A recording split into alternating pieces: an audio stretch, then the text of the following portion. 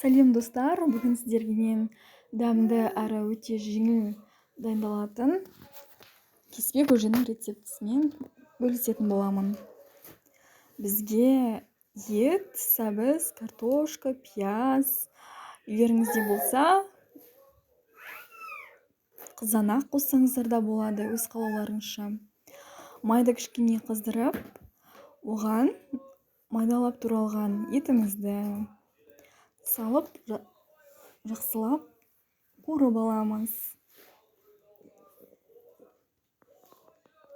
Етті қуырған кезде тез пісу үшін арасына ең алдымен тұз қоссаңыздар болады. Менен бір лайфхак болсын сіздерге.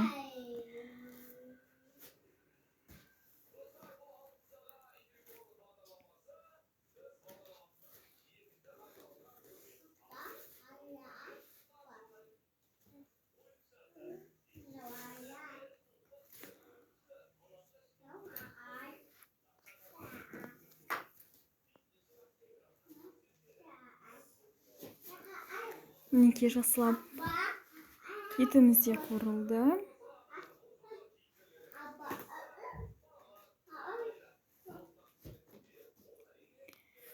Енді оған ұсақтап туралған пиязымызды, қызанағымызды, болгарский болса, оны да салсаңыздар болады. Салып қуырып аламыз. Сәбізімізді де ұсақтап турап саламыз. Аздап қуырамыз оны да.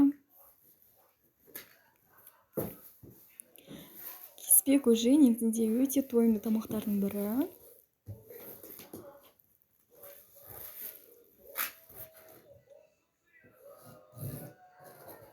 Мінекей біз осылайша тамақты дайындап жатырмыз.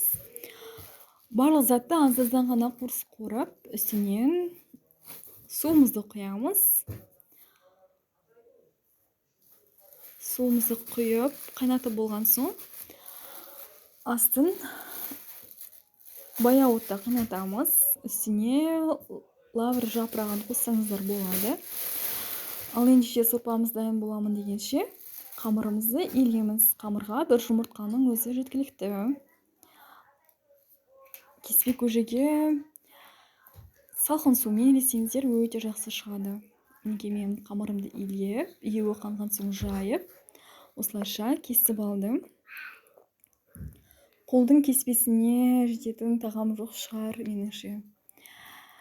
Мінекей тамағымыз қайнап болған соң, кеспемізді 3-4 минутқа салып пісіріп аламыз.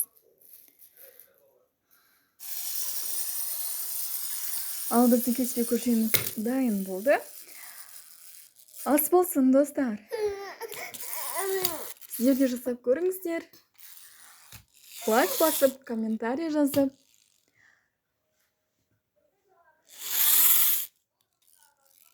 Қолдау білдіріңіздер.